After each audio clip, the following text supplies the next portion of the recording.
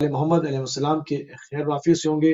تمام مومن و مومنات، تمام مسلم و مسلمات اور خصوصاً امام زمانہ روحی و ارواح الفدا کی بارگاہ میں امام حسن عسکری ارواح الفدا کی شہادت کی تعزیت پیش کریں گے. اور ناظرین، آپ کو ہمارے پروگرام کے فارمیٹ کا علم ہے. ہم نے اپنی گفتگو کل جو ہے وہ اسی موضوع کو لے کر جاری رکھی تھی کہ امام حسن عسکری السلام نے اپنی حیات میں کس طرح سے جو ہے وہ آنے والے چیلنجز کو جو ہے وہ چیلنجز کے لیے لوگوں کو تیار کیا کہ جب غیبت صغرا اور پھر غیبت کبرا ہو جائے گی، واقع ہو جائے گی، تو کس طرح سے جو ہے وہ ائمہ کے احادیث کے ساتھ کس طرح سے حلال و حرام کو سمجھیں گے، کس طرح سے تشیع کو لے کر جو ہے وہ آگے چلا جائے گا. ان تمام چیزوں کے اوپر گفتگو جہاں سے ہم نے روکی تھی وہیں سے اس کو کنٹینیو کریں گے. ہمارے ساتھ اس موضوع کے اوپر بات کرنے کے لیے موجود ہیں کویت سے مولانا مرزا عسکری صاحب. قبلہ آپ کی خدمت میں سلام بھی عرض کریں گے اور آپ کی خدمت میں پرسہ بھی پیش کریں گے.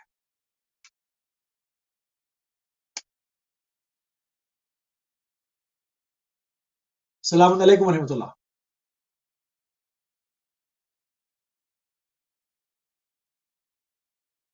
جی ناظرین، ابھی دوبارہ انشاءاللہ کنیکٹ ہو جائیں گے ہم اپنے گیسٹ کے ساتھ. تو ان تمام چیزوں کے اوپر جو ہے وہ بات کریں گے. جو بلٹ پوائنٹس ہیں وہ میں آپ کی خدمت میں عرض کر دیتا ہوں کہ امام حسن عسکری علیہ السلام نے کس طرح سے لوگوں کو جو ہے وہ غیبت کے دور کے لیے جب تیار کیا، اس کے اوپر بات کریں گے. اصل غیبت میں دین کو حاصل کرنے کے لیے کیا وسائل ہیں، کس طرح سے آپ دین کو حاصل کر سکتے ہیں، کس طرح سے احادیث مبارکہ کو دیکھا جائے گا کہ اس میں سے ضعیف کون سی ہے اور اس میں سے جو ہے وہ صحیح کون سی. ان تمام چیزوں کے اوپر ہماری بات ہوگی. اگر قبلہ ہمارے ساتھ ہے تو کنیکٹ کر دیجئے.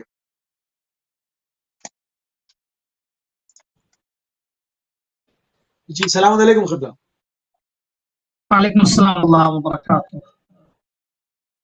آپ کی خدمت میں اور تمام ناظرین کی خدمت میں عرض سلام ہے. اور آج کی شہادت امام عسکری علیہ السلام کی شہادت مناسبت کی تعزیت آپ تمام حضرات کی خدمت میں، تمام ناظرین کی خدمت میں اور آپ کی اور اپنی جانب سے تمام مومنین کی جانب سے حضرت حجت ارواح العالمین علیہ الفدا کی خدمت میں ہم تعزیت پیش کرتے ہیں. خدایا اس دن کے ان کے امام کے ظہور میں تعجیل فرما.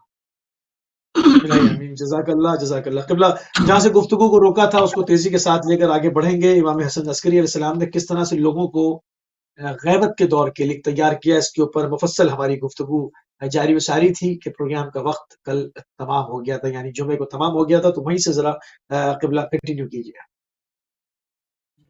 اعوذ باللہ من الشیطان الرجیم. بسم اللہ الرحمن الرحیم. الحمدللہ وعلی اہل اما بعد.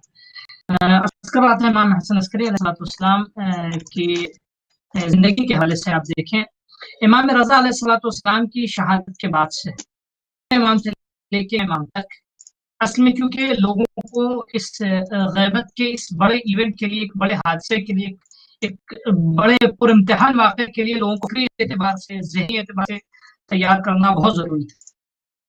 تو اس لیے نوے امام سے اسٹریٹجی ائمہ کی یہ تھی کہ لوگوں سے عملی طور پر کرتے تھے اور زیادہ تر لوگوں کو عادت دی تھی توقیع کی اور تحریر کی،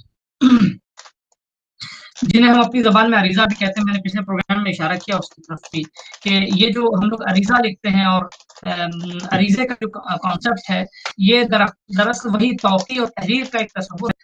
امام سے حضوری رابطہ اور امام کی خدمت میں جا کر امام سے رابطہ ممکن نہیں ہو سکتا تھا، لہٰذا امام سے تحریر کی شکل میں ہمارا رابطہ برقرار ہے. اور یہ تھا اس زمانے میں توقیات کے ذریعے نواب یعنی خاص جو تھے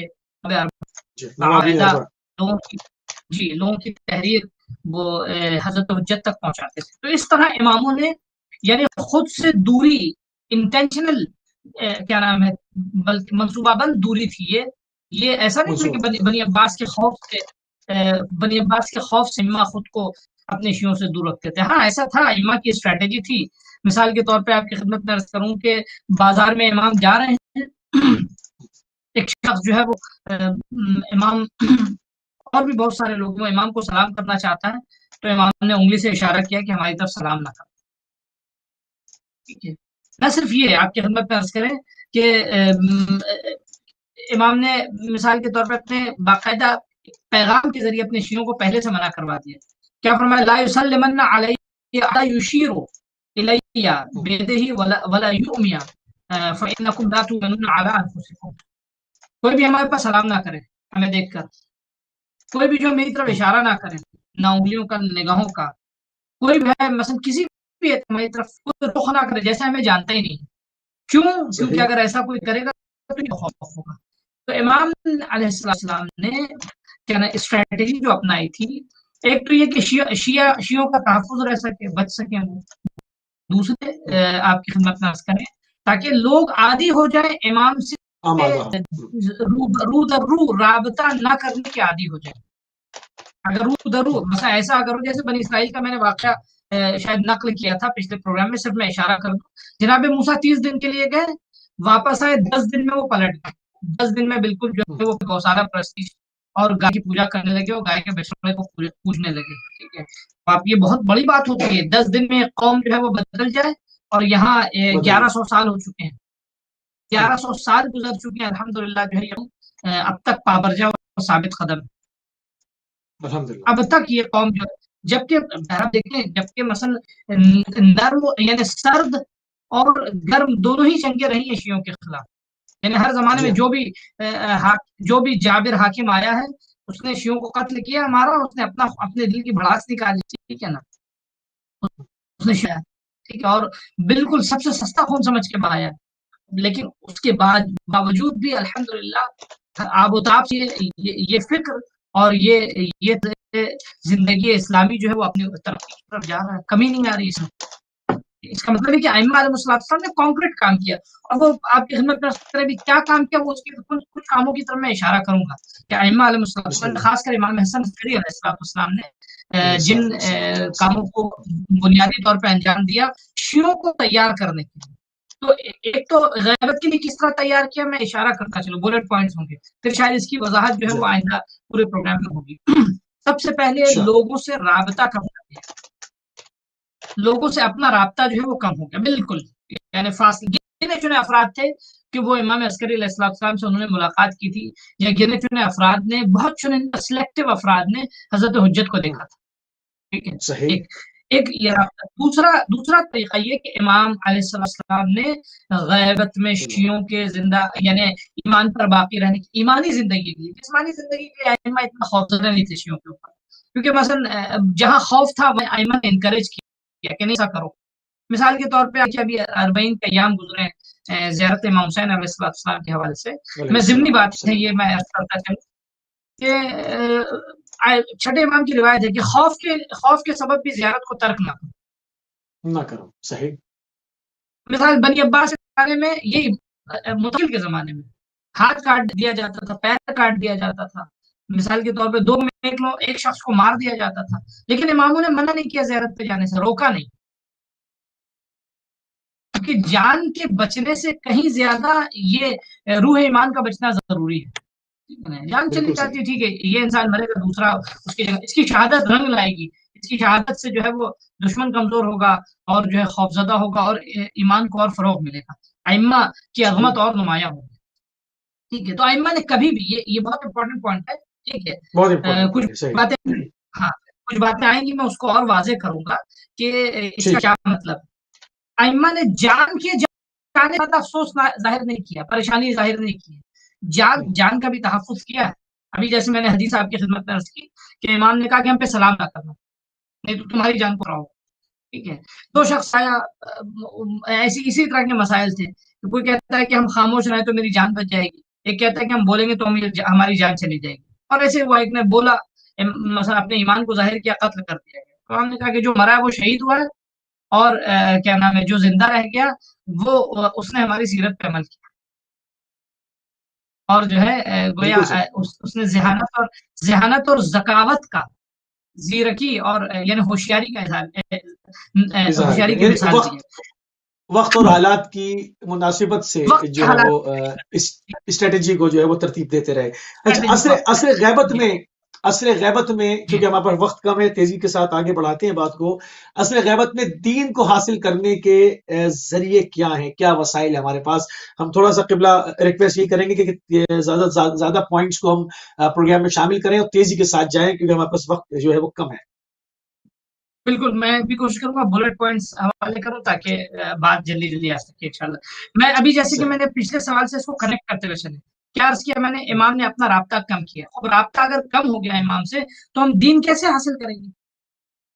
جب رابطہ امام سے دوری ہو جائے گی تو ہم دین کیسے حاصل کریں گے؟ اس مشکل کو دور کرنے کے لیے امام نے چین تیار کی، ایک نیٹ ورک بنایا، امام نے شاگرد تیار کیے۔ اس زمانے میں جو امام علیہ الصلوۃ والسلام نے شاگرد تیار کیے وہ صرف امام کی حدیثوں کے نقل کرنے والے نہیں۔ میں آپ کو ایک ایگزامپل، ایک روایت پڑھتا ہوں، وہ خود اپنے آپ میں ایگزامپل ہے۔ آیت ہے رب حامل فقہ الی من هو افقہ منہ۔ اوقات ایک شخص ایک فقہی حدیث کو یا ایک فقہی مسئلے کو، ایک روایت کو معصوم کی، میں مفہوم عرض کر رہا ہوں، حدیث میں روایت یعنی روایت کا لفظ نہیں آیا یا حدیث کا لفظ آیا، لیکن میں مفہوم عرض کر رہا ہوں کہ کبھی بسا اوقات یہ ہوتا ہے کہ ایک شخص ایک روایت، ایک فقہی مسئلے کو نقل کرتا ہے، اس کا حامل ہوتا ہے، اسے کندھوں پر اپنے سینے میں لے کر جاتا ہے، کسی ایسے شخص کو دیتا ہے کہ جو شخص اس سے زیادہ فہم و درک رکھتا ہے، وہ اس حدیث کو نقل کرنے والے سے زیادہ بھی سمجھتا ہے، نقل کرنے والے سے زیادہ۔ یہی ہوتا ہے بسا اوقات راویان حدیث، بہت سے لوگوں نے روایت حدیث کی نقل یعنی حدیث روایت کی ہے، حدیث کو نقل کیا ہے، لیکن ان میں اس کا فہم و درک نہیں تھا۔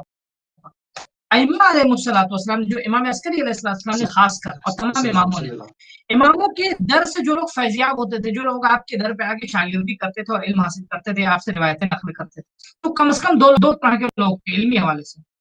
کچھ لوگ وہ تھے صرف ناقل تھے، راوی تھے، یعنی وہ یہ روایت بھی انہوں نے نقل کر دی، دیانت داری کے ساتھ، امانت داری کے ساتھ انہوں نے پہنچا دیا۔ لیکن کچھ لوگ ناقل نہیں تھے، بلکہ وہ باقاعدہ فقیہ تھے۔ یعنی کیا؟ یعنی امام کے قول میں انہوں نے تحقیق کی، جستجو کیا، فہم سمجھا، اس کا فہم اور کمپریہنشن حاصل کیا اس حدیث کا، تاکہ صرف لفظوں کو نقل نہ کریں، تاکہ باتوں کو بھی نقل کر سکیں، امام کے مقصد کو بھی نقل کر سکیں۔ اب کہنے کا کیا مقصد ہے؟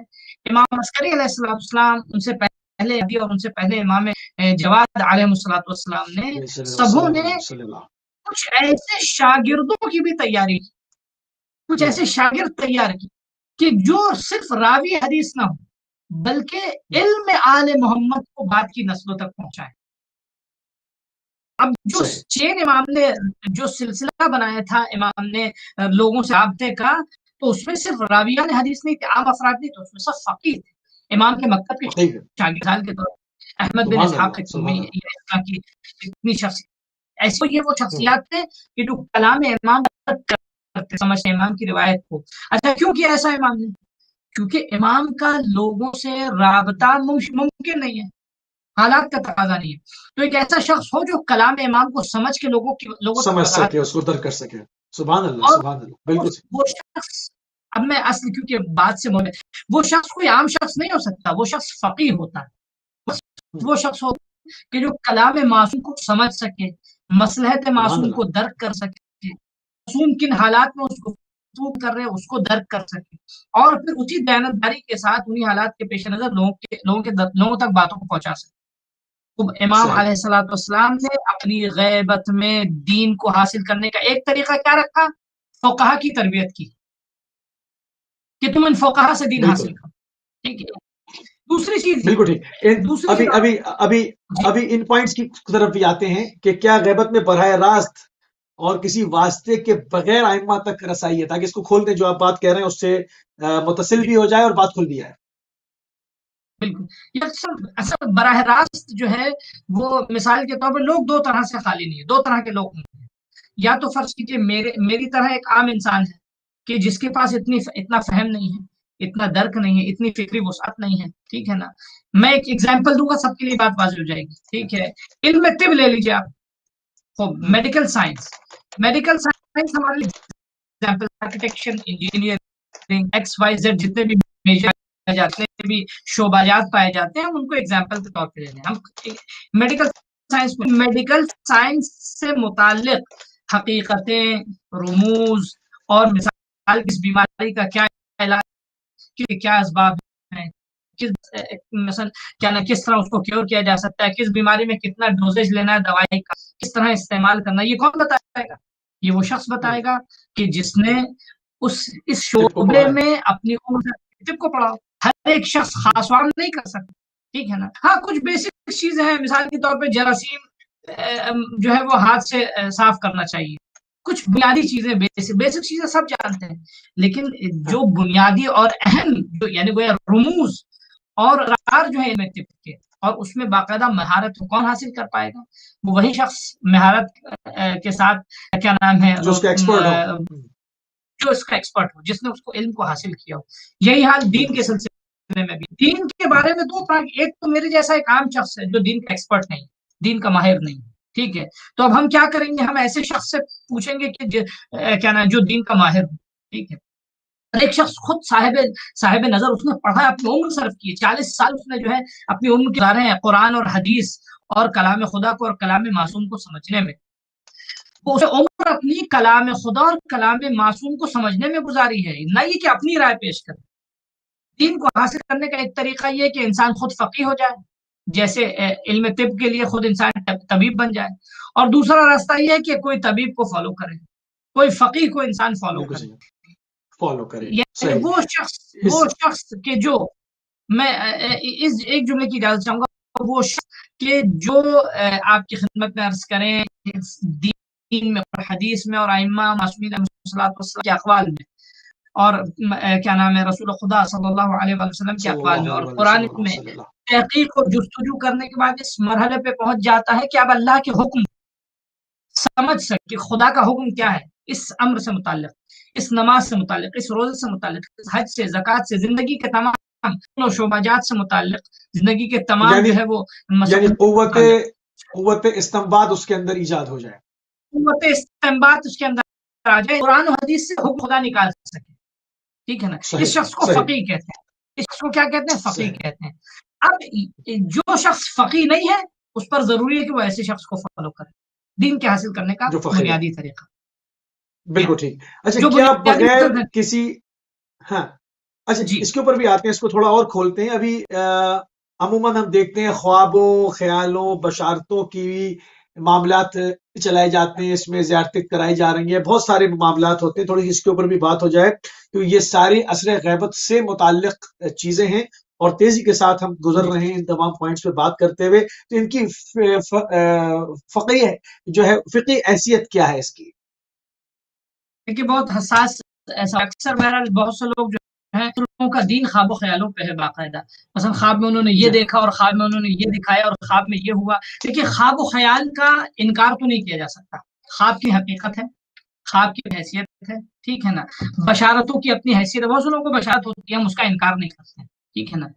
لیکن جتنے بھی خواب ہیں، جتنی بھی بشارتیں ہیں، ان کے صد احترام کے ساتھ ان سے دین ثابت نہیں ہو سکتا. حجت نہیں ہے، حیثیت جو ہے یعنی ایک فقیہ، میں آپ کی ذمہ داری کر رہا ہوں، یہ حجت نہیں. ایک فقیہ جو ہے وہ اپنے خواب کے ذریعے فقہی مسئلے کو ثابت نہیں کر سکتا کہ میں نے خواب دیکھا. فقیہ جو ہے وہ فقہی مسئلہ جو ہے وہ جب بھی بیان کرتا ہے قرآن و احادیث کی روشنی وہ دلیل دے گا.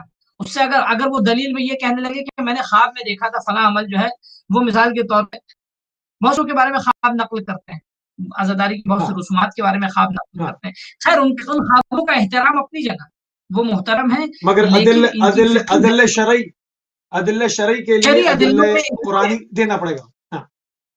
قرآن، حدیث، اجماع اور عقل، یہ 4 بنیادی ریسورس ہیں. کیا نام ہے؟ قرآن سے ہم کریں گے احکام خدا کو، معصومین رسول خدا صلی اللہ علیہ وسلم اور ائمہ معصومین علیہ السلام کی حدیثوں سے ہم دین کو ثابت کریں گے. اجماع کا مطلب بھی میں اگر آپ ٹائم ہو تو میں اس کی تھوڑی سی وضاحت کر دوں، خالی ایک دو لفظ. اجماع کا مطلب یہ نہیں کہ کیا نام ہے علماء نے 100 علماء مل گئے فرض کیجیے سے آج تک اور مل کے ایک کے بعد سب نے یہ رائے دی ہے. اجماع کا مطلب یہ کہ فرض کیجیے عصر ائمہ کے بعد سے لے کے اب تک کے علماء یا علماء کی اکثریت قرآن و حدیث سے اس مسئلے کو اس طرح سمجھتی آئی، یعنی ان کا فہم اس موضوع میں اس طرح رہا. کتنا فرق ہے کہ علماء نے مل کے کوئی رائے دے دی، اور ایک نہیں، علماء مل کے اپنی ذاتی رائے نہیں، بلکہ اب تک اتنی صدیوں قرآن و حدیث سے ان کا فہم کر رہا ہے، اس طرح انہیں قرآن و حدیث سے مسئلہ خدا کو سمجھا۔ اس میں اور بھی جزیات ہیں، اس کی طرف اشارہ نہیں کریں گے، تو اسے اس کے بعد ایک مسئلہ عقل کا ہے۔ بعض مسائل ایسے ہیں کہ عقل ہماری کہتی ہے، فرض کیجئے کہ حج پہ جانا ضروری ہے، حج پہ پیسے آ گئے ہمارے پاس، حج پہ جانے کے لیے پاسپورٹ، بغیر پاسپورٹ کے ہم حج پہ نہیں جا سکتے، وہ پاسپورٹ کا کہتی ہے کہ پاسپورٹ حاصل کرو، ویزا حاصل کرو، پیسے میرے پاس، جس میں توانائی ہے، سب کچھ ہے، وہ وہاں تک پہنچنے کے لیے اس کے مقدمات کون حاصل کرے گا؟ تو عقل کہتی ہے، شریعت کہے نہ کہے، عقل کہتی ہے ہمیں، ہم پیسے آ گئے، ہم جا سک، کچھ ہو گیا، بغیر پاسپورٹ کے ہم وہاں پہنچ نہیں پائیں گے، ٹھیک ہے، نہیں ہو سکتا۔ ابھی ہمارا آپ کا کنیکشن جو ہے وہ انٹرنیٹ کے ذریعے، ٹھیک ہے، مثلا آپ نے مجھے دعوت دی، میں پروگرام کے لیے حاضر ہو گیا، میں نے کہا ٹھیک ہے میں حاضر ہوں، خوب، لیکن آپ اور ہمارے درمیان یہ کنیکشن کا ایک جو بیچ میں ایک وسیلہ ہے، ایک رابطہ، یہ انٹرنیٹ ہے، ٹھیک، وہ ہم انٹرنیٹ پہ کنیکٹ نہ ہوں، کیسے آپ سے کنیکٹ ہو سکتے ہیں؟ اب یہاں انٹرنیٹ کے کنیکشن کے لیے ہم کو آپ کا انتظار نہیں کرنا ہو، بلکہ ہماری عقل کہتی ہے کہ مولانا آپ کنیکٹ ہوئیے، تبھی تو آپ کیا نام ہے اس ٹاک شو میں شریک ہو سکتے ہیں، اس مذاکرے میں، اس گفتگو میں شریک ہو سکتے ہیں۔ تو عقل بھی ایک وسیلہ ہے، قرآن، اجماع اور عقل، یہ چار بنیادی وسائل ہیں، چار بنیادی وسائل ہیں دین کے حاصل کرنے، جن میں سب سے پہلے قرآن ہے، اس کے بعد ہے کلام معصومین رسول خدا صلی اللہ علیہ وسلم سے آخری حجت تک، اس کے بعد اجماع، علماء کی کیا نام ہے ذاتی رائے نہیں، بلکہ قرآن و حدیث سے کیا اس طرح انہوں نے سمجھا ہے۔ چوتھے مرحلے پہ مثلا عقل ہے، کہ جہاں قرآن و حدیث اور اجماع کے ذریعے ہمیں مسئلہ نہیں ثابت ہو رہا، یا خاموش ہے، قرآن حدیث سے ضرورت نہیں سمجھی، تو عقل وہاں کہتی ہے کہ ہاں۔ اور بہرحال اس سلسلے میں حجیت عقل پہ بھی باقاعدہ گفتگو ہے، وہ جی ہاں جی ہاں، اس کو کسی اور وقت میں انشاءاللہ اس کو کھولیں گے، کیونکہ اس کے اندر بھی بڑی ضروری ہے کہ اپنی نوجوان نسل کی جو ہے وہ رہنمائی کی جائے، کیونکہ عصر غیبت میں ہی ہم لوگ زندگی کر رہے ہیں، اور ایک جو ہے وہ ایک انتظار میں ہے، تو اس طرح کس طرح سے دین کو لے کے آگے چلنا ہے، اس کے اوپر علماء، فضلاء، فقہاء ہمارے ہمیشہ سرگرم عمل رہتے ہیں۔ جب بھی ہمیں انشاءاللہ وقت اس پر ملے گا تو اس پر ہم مزید جو ہے وہ گفتگو کریں گے۔ کیا بغیر کسی تحقیق کے، بغیر کسی توثیق کے ائمہ علیہ السلام کی روایتوں کو نقل کیا جا سکتا ہے؟ جیسا کہ لوگوں کے درمیان اس وقت جو ہے وہ رائج ہو گیا ہے کہ بعض لوگ نیٹ کے اوپر، سوشل میڈیا کے کچھ جو ہے ایک پلیٹ فارمز کے اوپر جو ہے وہ خود فقیہ بنے ہوئے ہوتے ہیں، اور اس کے اندر نہ رجال کشی ہو رہی ہوتی ہے، نہ روایتوں کو چیک کیا جا رہا ہوتا ہے، کچھ نہیں، مطلب جس نے جو چیز پڑھی اور آگے فارورڈ کر دی۔ کیا مطلب اس حوالے سے کیا کہیں گے آپ؟ بہت اہم سوال ہے آپ کا، بہت بنیادی ہے، یہ مبتلا بے سوال ہے۔ میں اسی لیے اس کا جواب دینے سے پہلے جملے کیا تو میں پہلے اس بات کی وضاحت میں خالی کروں کہ دیکھیں کیوں یعنی عقل کی گفتگو اس لیے ضروری ہے، کیونکہ آج ایک بار ٹولہ وہ کہتا ہے کہ عقل جو ہے وہ اماموں کے مقابلے میں استعمال کی، ٹولہ یہ کہتا ہے کہ نہیں، عقل کی دین میں کوئی حیثیت نہیں، جبکہ یہ ساری امپورٹنٹ بات ہے۔ تو یہ ایسے مسائل کی جن پہ ہمارے جوانوں کو، ہماری قوم کے یعنی بچوں کو اور بوڑھے بزرگوں سب کو ان چیزوں کی طرف متوجہ ہونا ضروری ہے۔ دوسرا مسئلہ ہے یہ، جیسے کہ ابھی آپ نے عرض کیا کہ یہ روایتوں کا سلسلہ، آج کل سوشل نیٹ ورک نے ہر ایک کو پلیٹ فارم دے دیا ہے، ہر ایک کے پاس جو سوشل نیٹ ورک نے ہر ایک کو زبان دے دی ہے کہ کہیں کسی بھی پیج پہ ہم کو کوئی حدیث اچھی لگی، کہیں کسی نے واٹس ایپ پہ، اصل میں اردو میں لکھی ہوئی حدیث فارورڈ کر دیتے ہیں۔ عموماً اگر یہ پوچھا جائے کہ اس کا ریفرنس دے اور اس کا عربی متن بھی ساتھ میں بھیجے تو پھر وہ صاحب غائب ہو جاتے ہیں، کیونکہ عموماً 99% یہاں سے کاؤنٹر ہو جاتا ہے۔ اب وہ جس نے بھی گھڑی ہے وہ اس کی عربی کہاں سے لائے، وہ اس کا ریفرنس کہاں سے لائے، مسئلہ یہ ہے۔ ان کو یہ دیکھیے ہوتا یہ کہ ہمیں معلوم نہیں ہے کہ اس کا ریسورس کہاں ہے، کہاں سے یہ حدیث اچھا، اور اگر اس کی عربی بنائیں گے بھی تو اس زمانے کی عربی میں اور آج کی عربی میں، فصاحہ میں اور محلی میں فرق ہوگا، پکڑا جائے گا آدمی۔ تو ان چیزوں کو ذرا ہوشیار کرنا ہے ہم نے اپنی یوتھ کو۔ مسئلہ کیا، ذمہ داری کیا، میں حدیث کے سلسلے میں آپ کو فقہی مسئلہ ایک بتاتا چاہیے کہ اگر کوئی شخص روزے کی حالت میں ہو اور کوئی حدیث یا کوئی جملہ، ٹھیک ہے، اسے نہیں معلوم ہے کہ یہ امام معصوم کا قول ہے، اسے علم نہیں ہے، اور وہ کیا نام ہے جھوٹی نسبت دے دے کہ فلاں امام نے یہ کہا ہے تو اس کا روزہ باطل ہو جائے. اگر ماہ مبارک رمضان کا روزہ ہے تو اس کے اوپر کفارہ ہوگا باقاعدہ, وہ گناہ ہے. یعنی کلام معصوم کی جانب رسول خدا کی حدیث تھی کثرت علی الکذاب, ہماری طرف جھوٹی نسبت دینے والوں بات بڑھ گئی ہے. تو جو بھی حدیث, اب ہاں رسول خدا نے کہا دیا کہ اب ہماری طرف جو بھی حدیث منسوب کی جائے تو تم دیکھو وہ حدیث قرآن سے مطابقت رکھتی ہے کہ نہیں. نہیں, بالکل صحیح بات.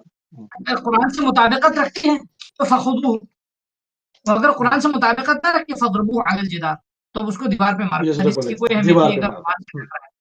تو بہت سی ایسی حدیثیں ہوتی ہیں, بہت سی ایسی باتیں ہوتی ہیں, بہت سی ایسی, یعنی ایسے کا مطلب یعنی بہت سے ایسی جملے ہوتے ہیں کہ جو حدیثوں کے نام امام کی طرف منسوخ کر کے سوشل میڈیا پہ پھیلائے جاتے ہیں. ٹھیک ہے, یا فرض کیجیے بہت ساری حدیث, بہت ساری روایتیں باقاعدہ دشمنان اہل بیت میں مشہور کی ہیں, اماموں کی طرف جھوٹی نسبت دی ہے, امام کے چاہنے والوں کو تشویش میں ڈالنے کے لیے, شک و ریب میں اور گمراہی میں ڈالنے کے لیے ایسی ایسی باتیں ان کی طرف منسوخ کر دی ہیں کہ انسان جو ہے وہ دیکھنے میں وہ اچھی لگتی ہیں, سننے میں اچھی لگتی ہیں, لیکن وہ کلام معصوم نہیں. معصوم ایسی بات کہہ نہیں سکتا, معصوم ایسا کام کر نہیں سکتا.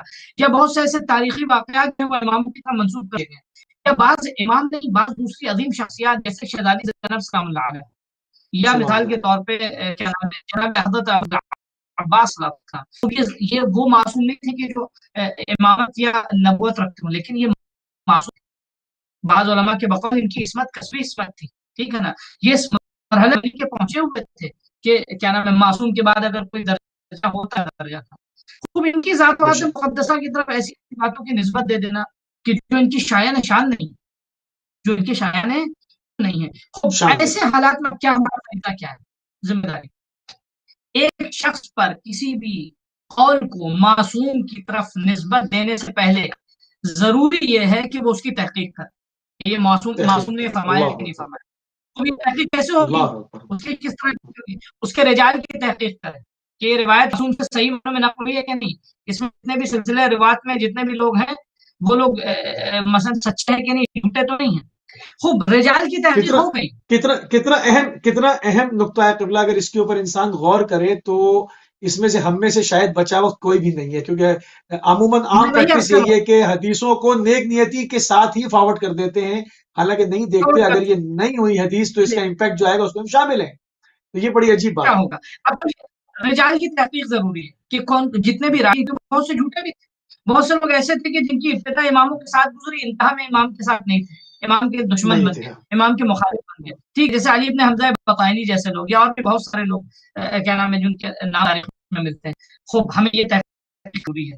دوسری چیز, دوست تھا, دشمن بھی تھا, دشمن بھی بنا, تو اب یہ روایت اس سے دوستی کے زمانے میں نقل کی ہے, دشمنی کے زمانے میں نقل کی ہے, اس کی تحقیق بھی بہت ضروری ہے. تاریخی حوالے سے بھی اس کی تحقیق ضروری ہے. اور یہ تحقیق رجال کی ہو گئی. ہم نے دیکھا رجال میں بالکل سب صحیح لوگ ہیں, سارے لوگ رجال میں کوئی بھی جھوٹا نہیں, سب پرہیزگار متقی دیانتدار لوگ. اب ہمیں حدیث کا مفہوم دیکھنا ہے, جس کو فقہ الحدیث کہتے ہیں. حدیث کا مفہوم معصوم ایسا کلام کہہ سکتا ہے. اب میں کیا کہنا چاہ رہا ہوں, اتنا کمپلیکیٹڈ پروسیس ہے ایک حدیث کے صحیح اور غلط کو ثابت ہونے کے لیے. ایک یا صحیح غلطی نہیں ہوتی, میں یوں کہوں کہ یہ حدیث امام معصوم کی ہے یا نہیں ہے, اس کو ثابت ہونے کے لیے کتنا کمپلیکیٹڈ پروسیس ہے کہ جو ہر عام انسان نہیں کر سکتا. تو ایسے میں آنکھ بند کر کے روایت نہ کرے, روز ہمیشہ جواب دینا پڑے گا. معصوم کھڑے ہو گئے, تم نے میری طرف جھوٹی نسبت کیوں کی, کم از کم روایت ہے اس کا عربی متن, اس کا صحیح ترجمہ اس کے حوالے کے ساتھ لکھے, اور کم از کم نقل کرنے سے پہلے کسی معتبر ذمہ دار عالم سے اس پہ بار بار آواز اٹھانے کی ضرورت ہے, کیونکہ عموماً 90% ایسے ہی ہوتا ہے کہ جہاں پر حدیثیں شیئر کی جا رہی ہوتی ہیں وہاں پر اس کا عربی متن نہیں ہوتا. حوالہ بھی جھوٹا لکھ سکتے ہیں, عربی متن اس کا بڑا ضروری ہے, کیونکہ وہ عربی دیکھ کر اندازہ انسان کو ہو جائے گا, اگر پڑھا لکھا انسان ہے, کہ معصومین کے زمانے میں ان کے جو کلام کے طریقہ کار کیا تھا, اس زمانے میں کون سی عربی بولی جا رہی تھی, آج کل کیا, کہیں نہ کہیں وہ فائنڈ آؤٹ ہو جائے گا معاملہ. مگر عموماً پریکٹس یہی ہے کہ اس کے اندر عربی کا متن نہیں ہوتا اور لوگ فارورڈ کر رہے ہوتے ہیں. تھوڑا سا آگے بڑھتے قبلہ, اصل میں نظام مرجیت کا عصر غیبت میں کیا کردار جو ہے وہ آپ کے سامنے ہے, اس حوالے سے آپ کیا کہیں گے, کتنا اہم ہے یہ؟ یہ اسی مربوط ہے. مرجع تقلید کا کام کیا ہوتا ہے؟ ایک مرجع تقلید کا کام یہ ہوتا ہے کہ اللہ نے جو قرآن مجید میں آیتیں بیان کی ہیں، ٹھیک ہے، احکام بیان کیے یا دین جو پیش کیا، خود ان آیتوں سے اس دین کو صحیح طریقے سے نکالنا. میں ایک چھوٹی سی اگزامپل دوں. مسلمانوں کے درمیان وضو کے موضوع پہ اختلاف ہے کہ نہیں؟ بالکل ہے. وضو کے موضوع پہ اختلاف ہے مسلمانوں کے درمیان. ٹھیک ہے، قرآن کی آیت ہے اغسلوا وجوہکم وایدیکم الی المرافق، اپنے چہروں کو دھو اور اپنے ہاتھوں کو کوہنی تک دھو. کوہنی تک دھو اگر ہم ترجمہ کریں تو اس سے تو ہمارا وضو جو دوسرے لوگ کرتے ہیں ان کا وضو صحیح، ہمارے اہل سنت حضرات کے بھائیوں کا وضو ٹھیک ہے، کیونکہ قرآن کے ہم لفظ ظاہری لفظ یہ کہتا ہے کہ الی المرافق، کوہنی تک دھو. اگر ہم اس کو مانیں، اگر کوئی شخص جو قرآن و حدیث سے صحیح طریقے سے آشنا نہیں ہے، قرآن فہمی کا ذوق اس میں نہیں ہے، تو وہ کیا کر سکتا ہے؟ یہاں آیت کیا کہہ رہی ہے؟ آیت دراصل یہ نہیں بتانا چاہیے کہ تم کو کیسے، بلکہ یہ بتا رہی آیت کہاں تک دھونا. اتنا زمین و آسمان کا فرق ہے. قرآن مجید میں ہاتھ جو ہے وہ 4 انگلیوں کو کہا گیا. امام کیا نام ہے 90 امام مانا تھا ہاتھ کاٹنے کی بات ہے، یہ چور کی تو پھر کہاں تک کاٹا جائے؟ کسی نے کاٹ لیا، کسی نے کہا کلائی سے کاٹیے، کسی نے کچھ کاٹیے. امام نے فرمایا کہ نہیں، صرف جو ہے یہ 4 انگلیاں کاٹو، کیونکہ مساجد سبعہ جو ہیں فإن المساجد للہ فلا تدعوا مع اللہ احدا، مساجد جو اللہ کی ہے کسی کو اللہ کا شریک سجدہ نہیں کاٹ سکتے. اب یہ کہ یہ جو ہے انگلیوں کو بھی ہاتھ کہتے ہیں. چور کا ہاتھ کٹے گا، انگلیاں کٹیں گی. ٹھیک ہے، کلائی کو بھی کہتے ہیں. ہاتھ جو ہے یعنی ہاتھ یہ مثلا کیا نام ہے ایلبو کو بھی کہتے ہیں. آپ کی خدمت میں عرض کریں کیا نام بازوؤں کو بھی کہتے ہیں. تو ایسے میں قرآن مجید کی یہ آیت یہ نہیں بتا رہی کہ کیسے دھونا ہے، بلکہ یہ بتا رہی کہاں تک دھونا ہے. اب کہاں تک دھونا، اب یہ دھونا اوپر سے نیچے ہو یا نیچے سے اوپر ہو، اس کو ہم حدیث کے ذریعے ثابت کریں گے. تو کہنے کا فقی کا کام کیا ہوتا ہے؟ فقی کا کام ایگزامپل میں نے دی. فقی کا کام یہ ہوتا ہے کہ وہ قرآن مجید سے اللہ کے دین کو تحقیق کے بعد صحیح فہم، تفسیر، تاریخ، آیات سے متعلق دوسری آیتوں کی تحقیق کے بعد حکم بیان کرے. دوسرا کام فقی کا ہوتا ہے روایت کی تحقیق. سب سے پہلے اس موضوع سے متعلق کتنی روایتیں معصوم، ایک. تیسرا کام جو ہے یہ روایتیں صحیح ہے کہ نہیں. چوتھا کام مفہوم ان روایتوں کا ہے کہ نہیں. خوب یہ کام کون کرے گا؟ ایک عام انسان نہیں کر سکتا. یہ کام مراجع تقلید کا ہے، یہ کام مراجع دین کا. مراجع یعنی جن کی طرف رجوع کیا جا سکتا. یہ ان لوگوں کا کام ہے کہ جو دین میں تحقیق کرتے ہیں، دین میں فقاہت حاصل کرتے ہیں. ان لوگوں کا کام ہے. عصر غیبت میں مراجع تقلید کا کام کیا ہے؟ عصر غیبت میں مراجع تقلید کا رول یہ ہے کہ وہ دین کے سورسز سے احکام خدا اور معصومین کی ہدایت کو حاصل کریں اور ہم عام لوگوں تک پہنچائیں. یہ بالکل ہمارے اور بالکل ٹھیک. اس سے جڑا ہوا ایک سوال ہے، ذرا سخت ہے مگر یہاں پر کرنا ضروری ہے، اور اس کے ٹوٹل ہمارے پاس تقریباً 10 منٹ ہیں، جس میں ہم نے آپ سے 5 منٹ آگے مسائل کے لیے بھی چھوڑے ہیں. کیا ایک عام انسان جو کہ اخباریت کی بات ہوتی ہے کہ اخباری ہو سکتا ہے، یا اخباریت ایک علمی اصطلاح ہے، علمی ایک مکتب ہے؟ عموماً عام لوگ، ایک عام آدمی اپنے آپ کو اخباری کہہ رہا ہوتا ہے. اس پر تھوڑی سی روشنی ڈال دیں تاکہ ہم پھر جو ہے وہ مسائل کی طرف آگے بڑھ سکیں. اشارہ کرتے ہیں کہ اخباری کا مطلب کیا؟ یعنی وہ شخص جو صرف ائمہ کی روایات پر، ائمہ کی خبر پہ عمل کرتا ہو. درست ہے. خوب ایک اخباری ہونے کے لیے بھی انسان کو فقیہ اور عالم ہونا ضروری ہے. ایک عام انسان خود کو اخباری نہیں کہہ سکتا. وہ انسان جو کسی کی بتائی ہوئی روایت کو صرف مثلا میرے جیسے کسی طالب علم نے کسی مثال کے طور پہ مولوی نے کوئی روایت نقل کر دی اور اس سے کہا کہ دیکھو امام کا یہی قول ہے، تم اس پہ عمل کرو، اور تم کو کسی فقیہ اور مجتہد کی بات نہیں سننی. وہ شخص بھی اس پہ عمل کرتا اور کہتا میں تو اخباری ہوں. وہ اس شخص کو اخباری نہیں کہتے. یہ اخباری وہ شخص ہوتا ہے کہ جو برائے قول معصوم کے علاوہ کسی اور دوسری چیز پہ عمل نہیں کرتا. تب قرآن اخباری کا ایک تفسیر کا موضوع ہے. اخباری لوگوں کا یہ کہنا ہے، یعنی جو واقعی دانشوروں کا کہنا، قرآن مجید کی آیات بھی جو ہے وہ ہم سمجھ نہیں سکتے، درک نہیں کر سکتے. ہم تنہا جس چیز کو سمجھ سکتے ہیں وہ قول معصوم. ٹھیک ہے.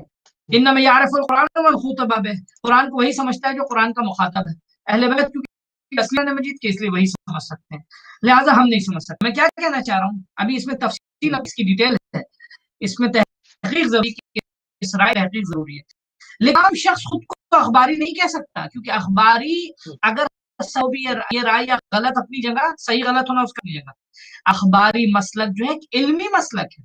اس کے لیے فرض کیجیے حدیث کی تمام کتابوں پہ نظر ہونی چاہیے، تمام روایات پہ نظر ہونی چاہیے. 4 حدیثوں کو پڑھ کے کوئی جو ہے اخباری بن جاتا ہے؟ اس کے لیے مثال کے طور پہ فرض کیجیے جس شخص کی علمی استطاعت اتنی ہو جائے کہ وہ قوت استنباط پیدا کر چکا ہو، خود مجتہد کے درجے پر ہو، اس کے اوپر کسی کی تقلید حرام ہو چکی ہو، وہ اخباری ہو گیا نا خود. وہ یعنی ضروری نہیں کہ ہر مجتہد اخباری ہو، لیکن اخباری ہونے کے لیے کم از کم درجہ اجتہاد پہ پہنچنا ضروری ہے. اس کی تمام کتب اربعہ پہ نظر ہو، فرض کیجیے وسائل الشیعہ پہ اس کی نظر ہو، پوری بحار الانوار پہ اس کی نظر ہو، سفینۃ البحار پہ اس کی نظر ہو، اور بھی دیگر جتنی بھی حدیث کی کتابیں ہیں. خوب یہ بتائیے جتنے بھی لوگ، میں توہین نہیں کر رہا ہوں ان کی، اللہ ان کے جذبوں کو ہدایت دے، صحیح سالم رکھے، لیکن بہرحال ان سے ریکویسٹ ہے، ہم ایک فکر کا موقع ہے کہ بہرحال ان 4 حدیثوں کو پڑھ کے کوئی اخباری تھوڑی بنتا ہے. ایک بڑا مکتب، اور اس کے لیے اتنا چھوٹا سا سلوگن اور اتنا چھوٹا سا راستہ و وسیلہ و ذریعہ، ٹھیک ہے، کہ ہم نے 4 حدیث پڑھی، 5 حدیث پڑھی، 3-4 کتابوں سے 2-3 حدیثیں نکالی اور ہم اخباری ہو گئے. ایسا نہیں. اخباری اگر ہے صحیح ہے غلط اپنی جگہ، ابھی اس پہ بیٹ نہیں کر رہے، وہ ایک الگ موضوع. اگر کوئی اخباری ہو بھی سکتا ہے تو اخباریت ایک علمی مکتب ہے. عام افراد کبھی بھی اخباری نہیں ہوتے. وہ کیونکہ دوسرے علماء کو فالو کرتے ہیں تو وہ مقلدی کہلائیں گے، وہ اخباری نہیں. تقلید کا انکار کرنے والا بھی تقلید کرتا ہے. اگر وہ کہے کہ فلاں اخباری کو فالو کرتے ہیں، ہم فلاں اخباری عالم کو فالو کرتے ہیں، تو پھر وہ اخباری نہیں، کیونکہ وہ کسی کو فالو کر رہا ہے، وہ اس کا مقلد ہو گیا. بالکل صحیح. تو جی ہاں، تو اخباری براہ راست اخباریت، اگر کوئی واقعی صحیح بننا چاہتا ہے تو اس کے لیے فقیہ ہونا. اخباری بننے کے پہلے فقیہ ہو، حدیثوں پہ نظر ہو اس کی از اول تا آخر. مثال کے طور پہ یہ 1000 سالوں میں جو حدیثوں کی کتابیں، یا 14 صدیوں میں ائمہ کے دور میں کتابیں لکھی گئی حدیثوں کی، ٹھیک ہے نا. مثلا سلیم بن قیس جو تھے، یا سلیم بن قیس، یہ کہ مولا کائنات کے مثلا یا پہلی صدی کے فرض کیجئے سب سے پہلی کتاب انہوں نے لکھی، اور اس طرح کی دوسری جتنی بھی کتابیں لکھی گئی حدیثوں میں، تو ائمہ کے دور سے کتابیں لکھی گئیں. یہ جو ائمہ کے خاص اصحاب تھے، ان کی باقاعدہ وہ مثلا 400 اصول تھے، ان کی 4 بنیادی کتابیں تھیں، جن میں سے بہت ساری کتابیں ضائع ہو گئیں، دفن ہو گئیں بنی اسرائیل کے خوف سے، جلا دی گئیں، کتاب خانوں میں مثلا خاکدار ہو گئی، ٹھیک ہے نا. خوب وہ ائمہ کے دور میں لکھی ہوئی حدیثوں کی کتابیں تھیں. بعد میں یہ کتب اربعہ جو بنی ہیں، یہ انہی روایات میں سے جو سرمایہ بچا تھا وہ ہم تک پہنچا ہے، اس تک پہنچا ہے. بالکل ٹھیک. اصل مکتب تو جل چکا. قبلہ 5 منٹ. کنکلوژن کیا ہوگا؟ ایک اخباری ہونے کے لیے ہونا ضروری ہے. ایک عام شخص اخباری نہیں ہوتا، عام شخص مقلد کہلاتا ہے. وہ پھاڑ پھاڑ کے انکار کرے تقلید کا، لیکن وہ ہے مقلد. جی ہاں، بالکل ٹھیک، بالکل ٹھیک، بالکل ٹھیک. اس پر انشاءاللہ یہ بھی بہت اہم موضوع ہے، اور انشاءاللہ آپ کے محضر میں جو ہے وہ ناظرین کے محضر میں اس کے اوپر ایک پروگرام لے کر آئیں گے. بہت ہی وقت کی اہم ضرورت ہے، اس کے اوپر ڈیٹیل ڈسکشن کریں گے. شہادت کا دن ہم نے اہم وہ نقطے جو کہ امام حسن عسکری علیہ السلام کی حیات سے وابستہ تھے، جس کے اوپر آپ نے کام کیا، تاکہ قیامت تک کے لیے جب تک حضرت مولانا صاحب العصر زمان کا ظہور نہیں ہو جاتا، شیعت کو مستحکم کر دیں. ان پوائنٹس کی طرف ہم نے کوشش کی کہ تیزی کے ساتھ وہ آپ کے اذان عالیہ تک پہنچائیں. قبلہ ہمارے پاس صرف 4 منٹ ہیں. مصائب امام حسن عسکری علیہ السلام بیان کریں. بہرحال سب سے پہلے آئیے سلام کرتے ہیں ہم سب مل کے ہم زمانہ کو. میں ایک مصیبت کا پوچھا جو اکثر میں خود غور بھی کر رہا تھا، اور آپ کے حوالے اور ناظرین کو بھی چاہوں گا کہ اس زاویے سے اس پہ غور کریں. دیکھیں آپ، ائمہ شہید ہوئے تو ان کی مصیبت کا دور ان کی عمر کے ساتھ تھا. امام عسکری علیہ السلام 28 سال کی عمر میں شہید ہو. 28 سال میں آپ کے رنج و آلام ختم ہو گئے. لیکن آج ہمارے اور آپ کے آخری امام کی مصیبت کا دن ہے. یعنی 11 صدیاں گزر گئی ہیں، مثال امام زمانہ جو ہے مصیبت. کبھی آپ نے محسوس کیا اس قدر امام زمانہ کو تکلیف ہے؟ یعنی امام سجاد کو لوگ دیکھ کے روتے روتے پریشان ہو گئے، باقاعدہ پوچھنے لگے سجاد سے کہ مولا کتنا روئیے، بس کیجیے، آپ خاموش ہو جائے. صرف 35 سال دیکھا تھا امام سجاد جو ہے، 35 سال گریا لوگ تھک کے دیکھتے تھے، باقاعدہ لوگ پریشان ہوئے، کہنے لگے امام کتنا گریا کیجیے گا. واقعی امام زمانہ کو سلام ہو، مولا کی بارگاہ میں ہاتھوں کو جوڑ کے کہیں کہ مولا ہم آپ کے غم میں شریک تھے. یعنی تقریباً 13 صدیاں گزر چکی ہیں اور مستقل فرزند فاطمہ خون کے آنسو باہر. ذرا سا محسوس کیجیے، کوئی معمولی بات نہیں ہے.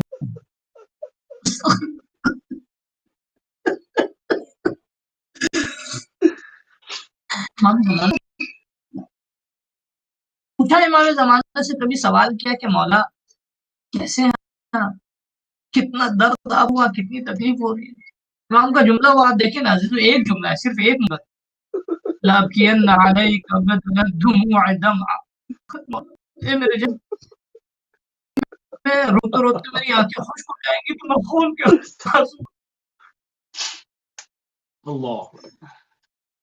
آپ جانتے ہیں، میں ایک جملہ امام عسکری کے حوالے سے عرض کروں کہ راوی کہتا ہے کہ وقت ہمارے پاس کا، راوی کہتا ہے کہ امام عسکری کا آخری وقت تھا اور زہر سے آپ کے بدن میں درد ہو رہا، تکلیف ہو رہی، کئی دن تک بیمار، بدن میں تکلیف تھی. تو امام نے، عقید ایک غلام تھا،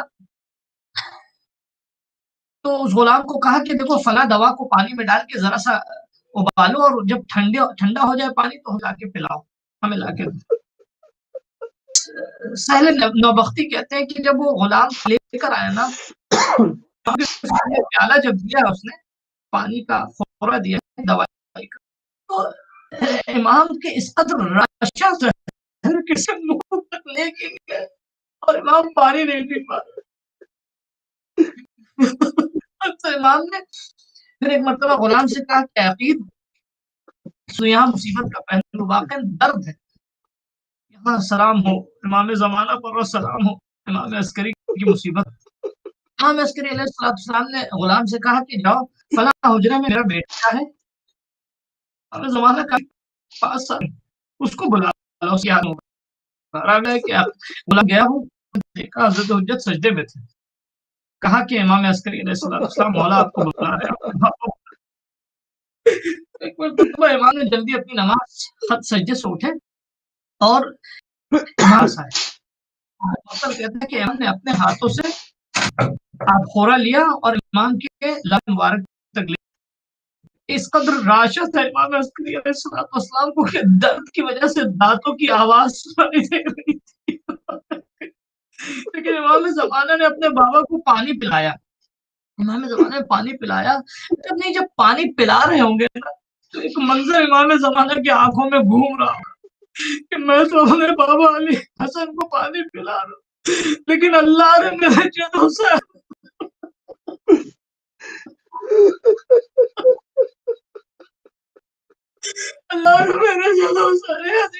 آپ جانتے ہیں امام زمانہ کا مرثیہ کیا ہوگا؟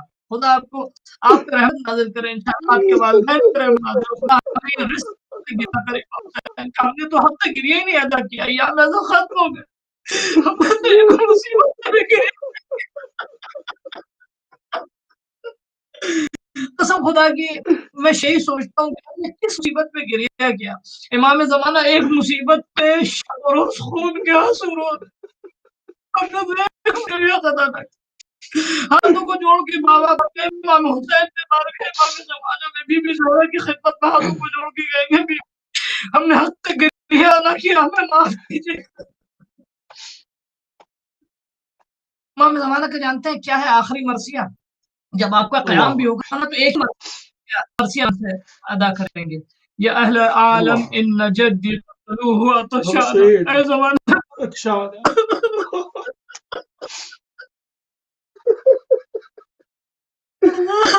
جزاک اللہ. السلام على الحسين وعلى علي بن الحسين وعلى أولاد الحسين وعلى أصحاب الحسين إنا لله وإنا إليه راجعون. جزاک اللہ قبلہ، جزاک اللہ. وقت تمام ہو گیا قبلہ. انتہائی مشکور ہیں اور انتہائی ممنون ہیں آپ کے کہ آپ نے اپنا قیمتی وقت اہل بیت ٹی وی کو دیا اور مشن حسینی کو آگے سے آگے بڑھانے میں ہمیشہ آپ پورے ایام اعزاء میں اپنا کردار ادا کرتے رہے. ہم انتہائی مشکور و ممنون ہیں آپ کی. جزاک اللہ خیر. السلام.